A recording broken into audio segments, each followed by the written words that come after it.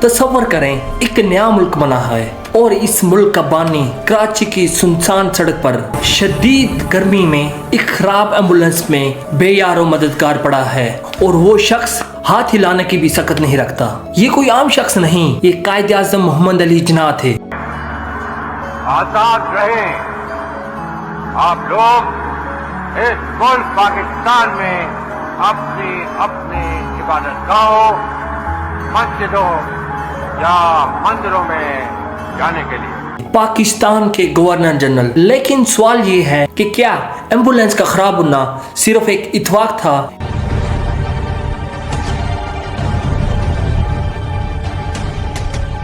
या फिर ये एक साजिश रचाई गई थी जिसने पाकिस्तान को यतीम कर दिया।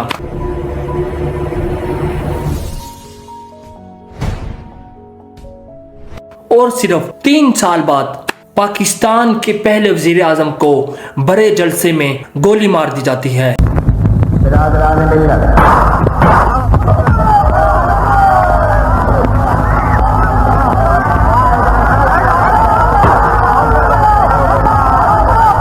कातिल को वहीं पे मार दिया गया, फाइलें गायब हो गईं और सच आज तक दफन है।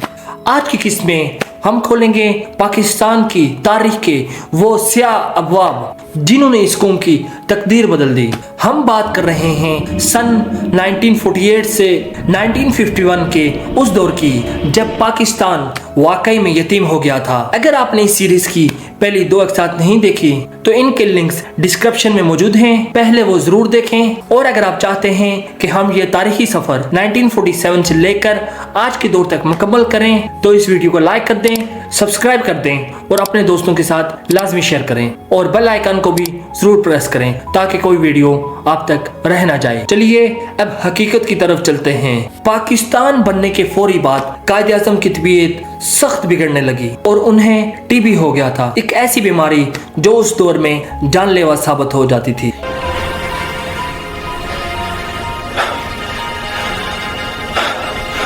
लेकिन उन्होंने ये राज सालों तक छुपाया रखा क्योंकि अगर दुश्मन को पता लग जाता कि कायदे आज़म बीमार हैं तो वो पाकिस्तान के क़याम को कमज़ोर करने की भरपूर कोशिश करते।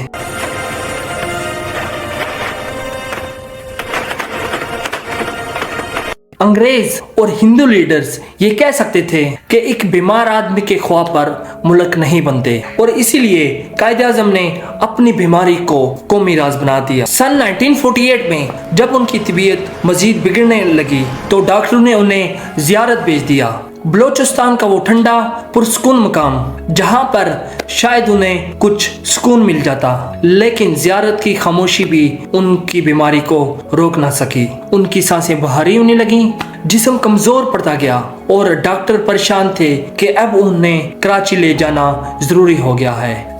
11 सितंबर 1948 कायदे आज़म को एक स्पेशल तैयारी के जरिए वापस कराची लाया गया। ना कोई सरकारी गाड़ी और ना कोई प्रोटोकॉल, और सबसे हैरत अंगेज बात यह थी कि कोई हुजूम तक नहीं था। सिर्फ कर्नल नॉन्स उन्हें लेने के लिए अकेले आ गए। और ये लम्हा पाकिस्तान की तारीख में आज भी सवालिया निशान है कि पाकिस्तान के गवर्नर जनरल के लिए इंतजामात क्यों नहीं किए गए थे। पाकिस्तान की सबसे बड़ी शर्मिंदगी कायदे आज़म को एक एम्बुलेंस में बिठाया गया। वो एम्बुलेंस कराची शहर की तरफ रवाना होती है, लेकिन चंद मिनट बाद वो सड़क के किनारे रुक जाती है।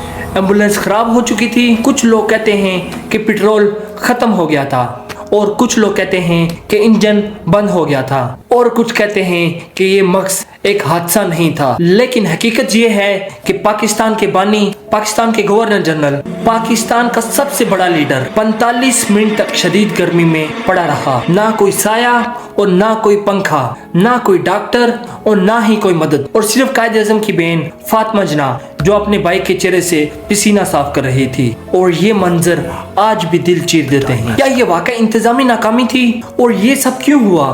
तारीख आज तक इसका जवाब नहीं दे सकी, या फिर ये वाकई कोई एक साजिश थी। क्योंकि एक बात तो कन्फर्म है कि ये बहुत बड़ी गुफलत थी या बहुत बड़ी साजिश थी। पाकिस्तान के गवर्नर जनरल के साथ ऐसा सलूक नहीं होना चाहिए था। कायदे आज़म के आखिरी अल्फाज एम्बुलेंस में लेटे हुए, पसीने में भीगे हुए, उखड़ी हुई सांसें लेते हुए कि फातिमा अब वक्त आ गया है। और ये वो लम्हा था जब फातिमा जना समझ गई कि पाकिस्तान का बाप अब आखिरी सांसों में है। और इसी रात बाबाए कौम इस दुनिया से रुखसत फरमा गए। कायदे आज़म के जाने के बाद पूरी कौम शदीद सदमे में थी, लेकिन इक़्तिदार के राहदारियों में एक खामोश जंग शुरू हो चुकी थी।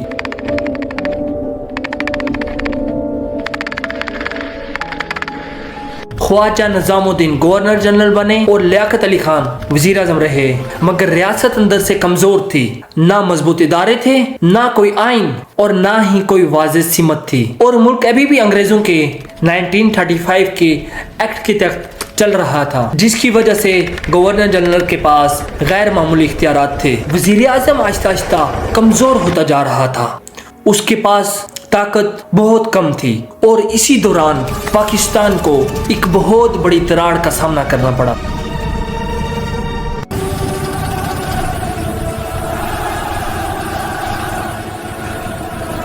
जब मशरकी पाकिस्तान के करोड़ों बंगालियों ने ज़बान के मसले पर आवाज उठाई, क्योंकि मरकज ने ऐलान किया था कि पाकिस्तान की कौमी ज़बान सिर्फ उर्दू होगी, जिससे मशरकी पाकिस्तान में बेचैनी फैल गई। तलबा का एहतजाज शुरू हो गया, तलबा सड़कों पर आ गए और दोनों हिस्सों के दरमियान फासले बढ़ने लगे। और दूसरी तरफ आइन ना होने की वजह से रियासती ढांचा गैर मुस्तकीम था, ब्यूरोक्रेसी और फौज मजबूत होती जा रही थी। और उस वक्त आलमी सतह पर दुनिया दो ब्लॉक्स में बटी हुई थी, एक तरफ अमेरिका और दूसरी तरफ रूस।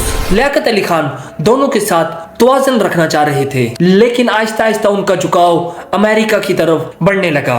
कहा जाता है कि उनका यही फैसला उनकी जिंदगी का सबसे भारी फैसला साबित हुआ, क्योंकि उस दौर में पाकिस्तान की खारजा पॉलिसी पर बैरूनी दबाव बढ़ा और वो सियासी कशमकश शुरू हुई, जिसने आगे चलकर पाकिस्तान की तारीख का रुख बदल दिया। 16 अक्टूबर 1951 रावलपिंडी के कंपनी बाग, जो आज लियाकत बाग कहलाता है, पाकिस्तान के पहले वजीर आजम लियाकत अली खान एक बड़े जलसे के साथ खिताब कर रहे थे। और जैसे ही उन्होंने बरादरान मिल्लत कहा,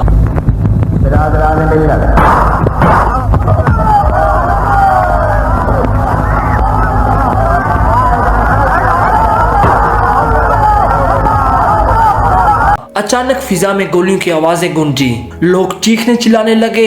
एकदम से भगदड़ मच गई और सामने बैठे एक शख्स सईद अकबर ने वजीर आजम पर फायर खोल दिए। लियाकत अली खान जमीन में गिर गए और जलसा मातम में बदल गया। मगर असल कहानी यहाँ से शुरू होती है, क्योंकि कातिल को पकड़ने के बजाय पुलिस ने उसे वहीं मौके पर गोली मारकर कत्ल कर दिया गया, जिससे सबसे अहम सवाल हमेशा के लिए खत्म हो गया कि सईद अकबर आखिर कौन है। सईद अकबर दरअसल एक अफगान शहरी था, मगर वो उस वक्त पाकिस्तान में क्या कर रहा था और उस वक्त जलसे में क्या कर रहा था, उसे इस जलसे तक रसाई आखिर कैसे मिली, आखिर उसे किसने भेजा था?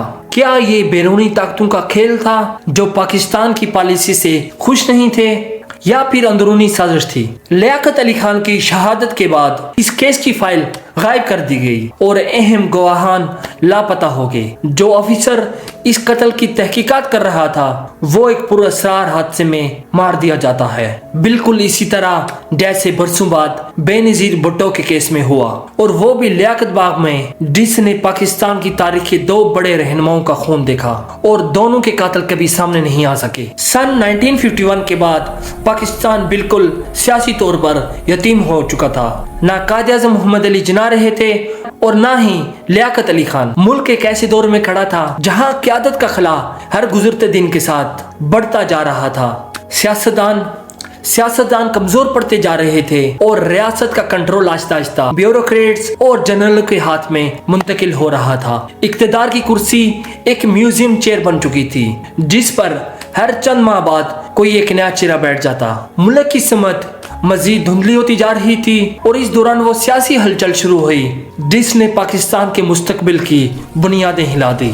ایک طرف 1956 کے آئین کی تیاری ہو رہی تھی جو پاکستان کا پہلا آئین تھا، لیکن یہ آئین بھی زیادہ دیر تک نہیں چل سکا کیونکہ طاقت کی کشمکش اتنی زیادہ تھی کہ ریاستی ڈھانچہ اسے برداشت نہیں کر سکا، اور دوسری طرف فوج اور بیوروکریسی کے اثر و رسوخ میں اضافہ ہوتا جا رہا تھا، اور بالآخر حالات اس نہج پر پہنچ گئے کہ ایوب خان نے مارشل لا نافذ کر دیا جو پاکستان کی تاریخ کا پہلا فوجی دور تھا اور جس نے آنے والی دہائیوں کی سیاست کا رخ ہمیشہ کے لیے بدل کر رکھ دیا۔ اگلی قسط میں ہم اس دور کو کھولیں گے جب ہر سال وزیر اعظم بدلتا تھا، آئین بنتا تھا، ٹوٹتا تھا، اور پھر ایک دن فوج نے اقتدار سنبھالا۔ تو دوستو اگر ویڈیو اچھی لگے تو کمنٹس میں پاکستان زندہ باد ضرور لکھنا، ویڈیو کو لائک کر دیں، سبسکرائب کریں اور اس چینل کو اپنے دوستوں کے ساتھ لازمی شیئر کریں۔ ملتے ہیں اگلی ویڈیو میں، خدا حافظ۔